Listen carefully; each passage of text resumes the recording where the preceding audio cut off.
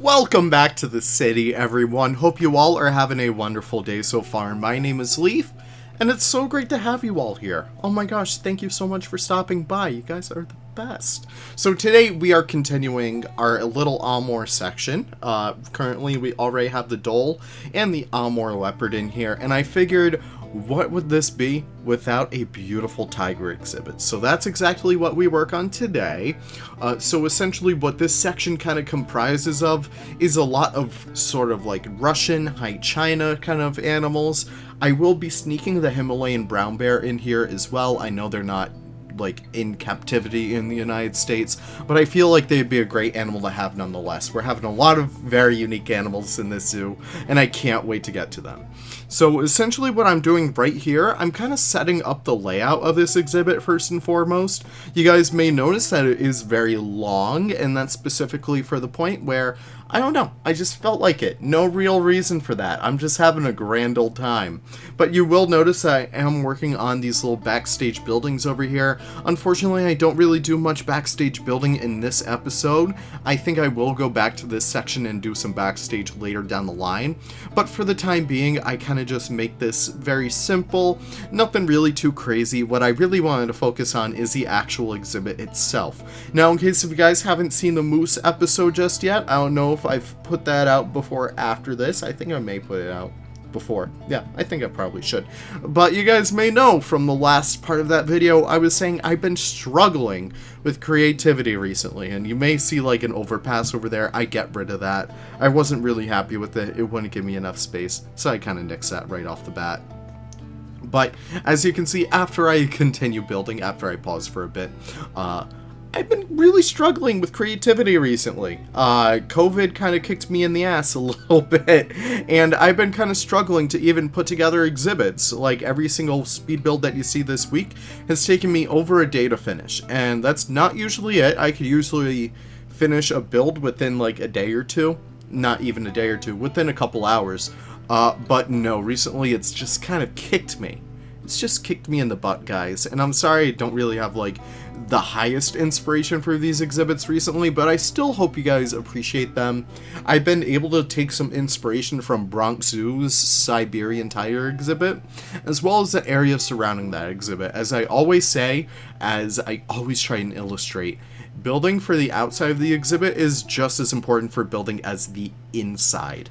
Always making sure that your guests stay educated, making sure that they stay informed about the various issues that the animals can face in the wild is easily one of the most important things you can do when it comes to zoo education. As you guys can probably guess, zoo education comes very, very swiftly for Planet Zoo.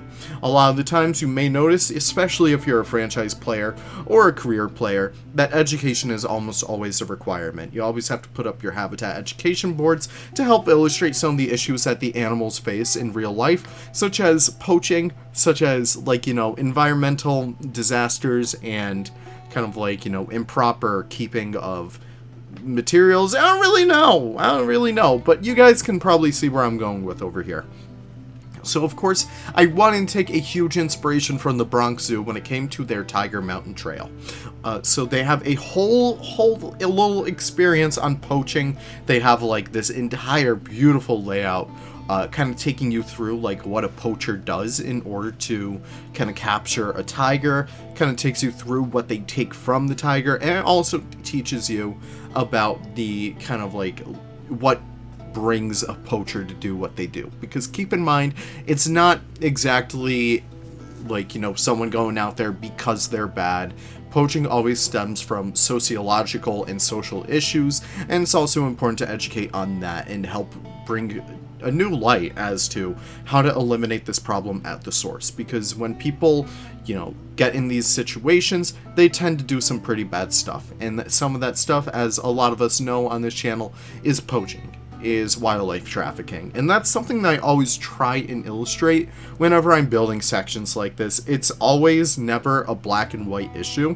There's so many different colors to those issues, and it's so important to really illustrate just how complex some of these issues can be. But still, regardless, I'm building a habitat for tigers, and I should probably talk about it because the speed build is halfway over. But you can probably see kind of the inspirations I'm pulling from over here. I am using a mix of beautiful stone pieces. Really do love kind of like this kind of rustic stone texture vibe that we're going with all throughout this entire section. And I really do love how the viewing galleries came out. While they're only at one side of the habitat, be it like, you know, kind of like the right side, I really do love just the kind of like different viewpoints that you get from here, especially in the cinematics. Even if you guys want to skip ahead to those right now, you can see a beautiful shot of the tigers actually using that new scent behavior, and they come right up to the glass, which is something I've begged for the longest time, and it's super awesome to see Frontier finally delivering on this, because it just brings a whole new aspect to your zoo where the animals actually do come up and they can interact with the walls and like the glass and stuff. I always find that super awesome. But one of the things I did want to make sure of throughout this entire exhibit as well is making sure that it's very naturalistic. I really wasn't feeling this whole industrial vibe that I originally was planning for this, so I really do like just illustrating just how beautiful that sort of like Eastern Russian, Northern China region can be. It really is such a beautiful landscape. Even Korea, too, they have some kind of areas that kind of stretch into the Amur region. It really is such a beautiful landscape full of beautiful mountains, cascading waterfalls, gorgeous forests, and I really did want to illustrate just how beautiful it can be. So I figured opting in with a like light motif on that industrial kind of vibe and going very much ham with how gorgeous the natural landscapes can be would be the best method of approach for our entire little project over here. So I really do love that. Also, I do some custom viewing galleries. These guys will be on the workshop relatively soon. I do want to burn through a couple more sections of the City Conservation Center before I do make like an update to that master blueprint that I have up right now. I really do love that you guys are having such a nice little response to that. It's not like front page worthy or anything, but I'm super happy that you guys are starting to use that a lot more, which is super awesome to have.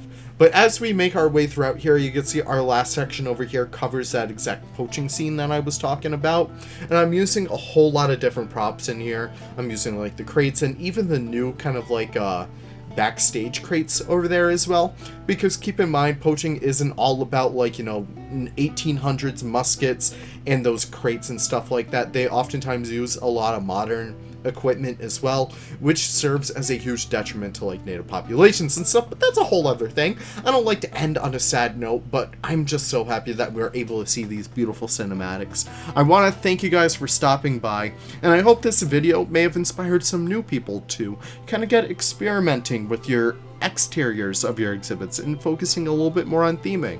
Either way, guys, thank you so much for stopping by, and I can't wait to see you all in the next episode. Take care and have the most wonderful of wonderful days. Bye-bye now.